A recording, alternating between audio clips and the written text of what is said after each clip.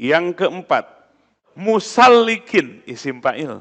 Musallikin, mensulukan, memperjalankan li ghairihi kepada muridnya. Sudah cakap, ya, dirinya sempurna suluk, lalu dia punya kecakapan, kompetensi. Musallikin, ahli dalam memperjalankan ruhani murid-muridnya. Musallikin li ghairi, dia sudah cakap dirinya terlebih dahulu. Jangan belajar bab haji, bab umroh itu ya. Ustadznya itu kitab dibuka, rukun haji, syarat haji, batal haji, dan umroh. Tawaf tuh harus begini, sa'i itu begini. Itu ustadz ya menjelaskan i'anah tentang haji dan umroh, ini capetang. Ngerti nggak capetang? Pandai cakap gitu ya. Tapi dia belum pernah ke Mekah. Tapi dia belum pernah apa? Ke Mekah. Gimana itu? Sempurna nggak taklimnya? Nggak sempurna. Dia sendiri kok belum merasakan tawaf itu gimana, sa'i itu gimana, hikmah yang ada dalamnya seperti apa, apalagi hakikat tawaf, hakikat sa'i, belum merasakan. Dia pinter aja teorinya gitu. Nah itu gambaran dari agama keseluruhan. Itu dari bab haji, umroh bisa kelihatan. Karena belum berangkat ke sana. Nah bagi mursyid dia ahli musallikin li ghairihi karena dirinya terlebih dahulu melakukan proses spiritual di bawah bimbingan mursyid sebelumnya. Sehingga dia ahli musallikin li ghairihi, mensulukan atau memperjalankan rohani atau kolbu murid-muridnya supaya suluk. Mursyid ahli dalam musallikin li ghairihi, memperjalankan proses suluk bagi para murid-muridnya dalam keseharian. Ada suluk harian, wirid, gamis, gerakan memakmurkan masjid, ya, maghrib, isya, subuh sampai isyraq. Nah itu proses suluk. Ya, hibdul qalbi, menjaga hati, hibdul jawarih, menjaga panca indera. Itu semualah proses suluk. Ada suluk yang khusus, kholwat atau uzlah, itu proses suluk yang khusus. Kelima, dariin, menguasai atau mengetahui bi ahwalin nufus, kepada kondisi jiwa. Maka seorang mursyid itulah psikolog. Dariin, menguasai hal ihwal jiwa. Jiwa manusia itu dikuasainya. Atau jiwa, atau kolbu, atau ruh. Maka kalau seorang mursyid itu menilai bukan ilmunya dulu, tapi jiwanya dulu. Kalau guru biasa melihat IPK-nya dulu, melihat rapotnya dulu.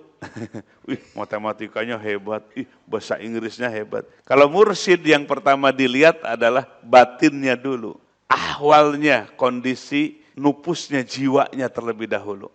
Jadi menguasai. Dan Allah berikan itu. Sehingga ahli dalam menguasai kondisi jiwa manusia. Karena itu yang menjadi jiwa manusia, itulah yang menentukan sikap manusia. Ucapan, tindakannya tergantung apanya? Jiwanya.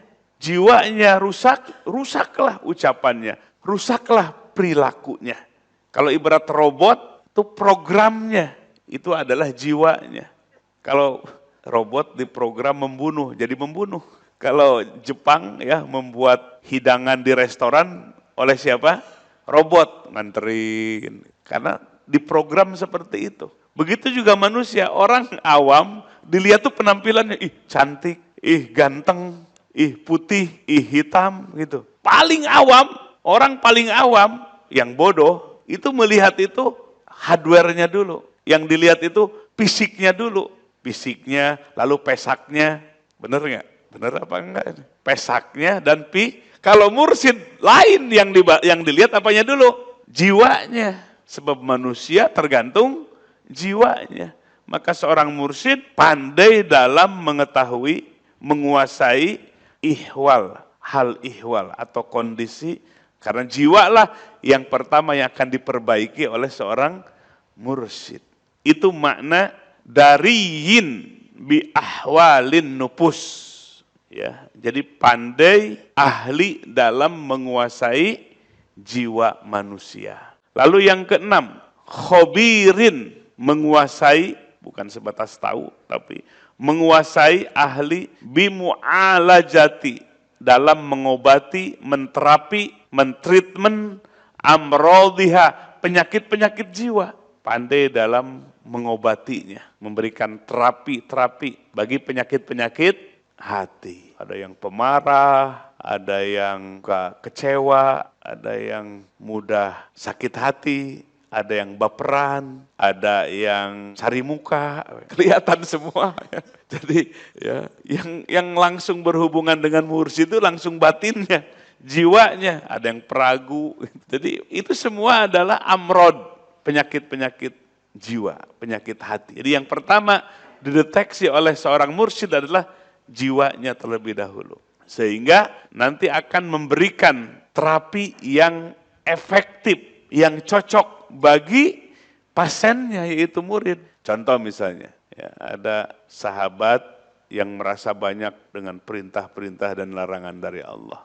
Merasa berat, ya Rasulullah, kok banyak perintah amat dalam agama, banyak larangan. Nabi memberikan tip, dah kamu satu aja lah, zikir sebanyak-banyaknya. Kasih zikir sebanyak-banyaknya. Ternyata kalau sudah dengan tips memberikan banyak zikir, banyak ingat kepada Allah, ingat kepada karunia-Nya, banyak ingat kepada nikmatnya, sudah ingat kepada Allah, ingat kepada sifat dan nama Allah yang Maha Pengasih, yang banyak, akhirnya sadar. Ternyata perintah-perintah itu untuk saya.